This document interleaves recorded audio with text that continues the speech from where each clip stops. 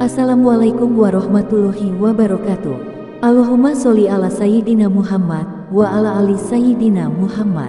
Pemirsa yang dirahmati Allah, marilah kita simak ceramah dari Kiai Haji Abdullah Gimnastiar dengan tema bagaimana orang yang sabar ketika ditimpa musibah. Sebelumnya marilah kita perbanyak sholawat minimal 1000 kali sehari, agar hidup kita penuh barokah dan mendapatkan syafaat kelak. Jangan lupa berikan dukungan kepada channel kami dengan memberikan super thanks seikhlasnya. Selamat menyaksikan. Sabar itu mudah bagi ahlul yakin. Alladzina idza asabathum musibah qalu inna lillahi wa inna ilaihi raji'un. Ketika ditimpa musibah, dia langsung mengatakan, ya Allah, sesungguhnya kami semua milik-Mu. Kami semua kembali kepadamu.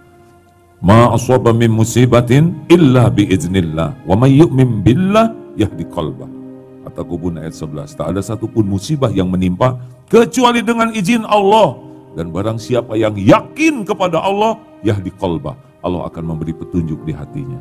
Hai, tenang. Tapi ini ujian berat, ini udah tertulis di Lauh Mahfud. Al-Hadid ayat 22-23. Ma aswaba min musibatin fil ard wala fi anfusikum illa fi kitabim min qabli an nabra'aha. Tidak ada satupun musibah yang menimpa di bumi ini maupun pada dirimu kecuali sudah tertulis di Lauh Mahfud sebelum kami mewujudkannya. Inna dzalika 'ala Allah yasir. Dan yang demikian itu mudah bagi Allah.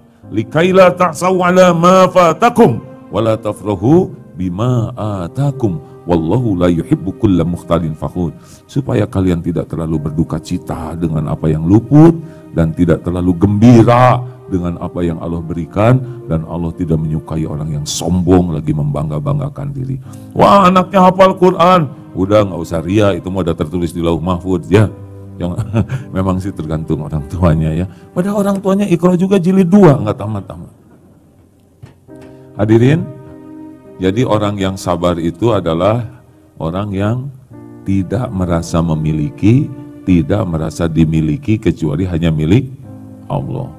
Tadi beberapa perumpamaan. Coba Bu, kalau ada seseorang menitipkan tas ke Ibu ya, ini tolong titip tas ini, boleh dipakai. Tapi nanti kalau saya mau ambil, saya ambil ya. Oh ya nggak apa-apa. Dititipkan. Waduh, Ibu seneng tasnya. Bagus, keren. Datang pemiliknya, Bu mau saya ambil tasnya ya. Apa yang Ibu lakukan? Hah? Jangan, ini tas saya. Kira-kira sehat tidak orang seperti ini? Jawab, Bu. Nggak mau, nggak boleh. Tapi karena nggak bisa ditolak, udah diambil juga. Kamu ini gimana? Yang bener aja. Marah-marah. Tapi ada juga ya udahlah ambil aja lah, sok lah. Ngapain dipinjemin kalau gitu? Ngasihin sambil jengkel. Tapi ada juga yang ketika diambil tasnya, kulo ngaturakeun matur suwun sangat. Terima kasih sudah diberi kesempatan pakai tas ini. Monggo saya kembalikan tasnya. Saya ridho karena bukan punya saya. Mana kira-kira yang bahagia dan mulia? Jawab hadirin, karena ini terlalu jelas ya. Yang mana? Yang terakhir ya. Nah, itulah orang yang yakin ke Allah. Berapa banyak yang merasa musibah, aduh mobil saya nggak ada, hilang. Ya, sebetulnya musibahnya itu adalah merasa memiliki mobil itu. Saya ketipu, ya ketipu kan cuma episode. Ketipu itu Allah sedang memberikan ilmu tipu menipu. Supaya kita tidak tertipu yang lebih besar. Berapa banyak orang yang sukses gara-gara ketipu? Coba acungkan tangan. Saya kan ahli ketipu, Pak. Jadi saya udah tahu gelagat yang mau nipu. Jadi ketipu itu adalah salah satu karunia Allah. Supaya kita lebih berlindung ke Allah. Banyak yang kita anggap orang baik, ternyata ujungnya ngebohongin. Kenapa coba? Karena kita tidak minta tolong ke Allah. Coba saya mau nanya, Bu, kalau Ibu punya bekal perhiasan, kemudian ini buat masa depan, ini buat masa tua nih, tabungan ini ya, ini buat jaminan hari tua, kemudian ketipu, ada yang ngajak bisnis dan habis itu uang andalannya ini. Coba, ini nikmat atau musibah? Jawab. Takut nyebut musibah, takut salah, nyebut nikmat, takut terjadi hadirin. Ini nikmat hadirin, Allah tahu ibu bersandar kepada tabungan ini. Seakan-akan sisa umur tuh terjamin dengan adanya tabungan.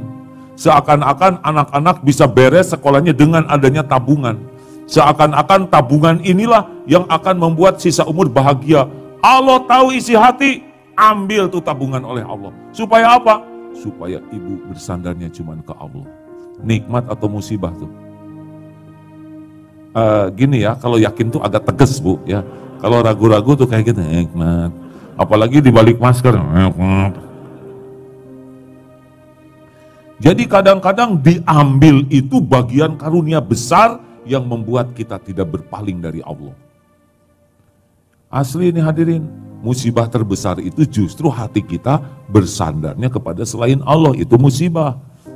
Belajar dari tukang parkir, banyak mobil, tidak sombong dia, tenang, jernih.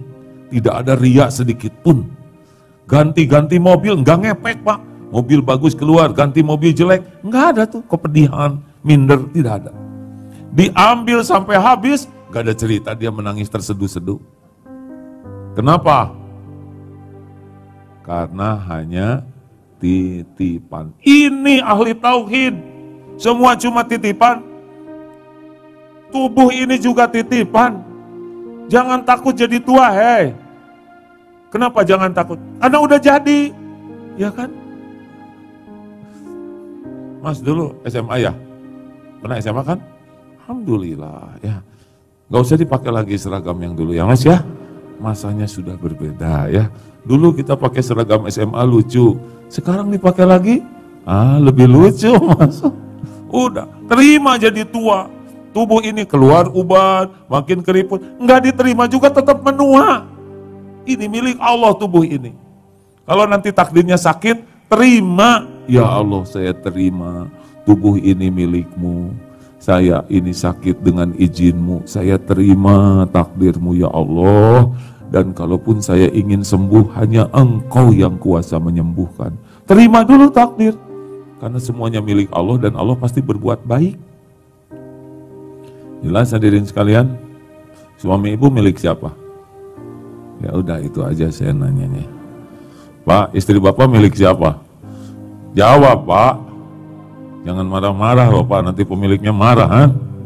Hadirin sekalian, sabar itu dari tidak merasa memiliki dan tidak merasa dimiliki, kecuali semuanya hanyalah milik Allah. Harta, gelar, pangkat, jabatan, penampilan, followers, popularitas, kekaguman orang itu cuman casing ya. Sekarang dipuji rame-rame, sekejap dibalikin, dicaci maki rame-rame, gampang bagi Allah, benar? Makanya jangan suka lengket merasa memiliki. Lihat perangkok, kenapa kalau dicabut robek? Karena lengket. Lengketnya hati dengan milik Allah itu yang membuat luka. Harusnya lengketnya hati itu kepada Allah pemiliknya, bukan yang dimiliki oleh Allah.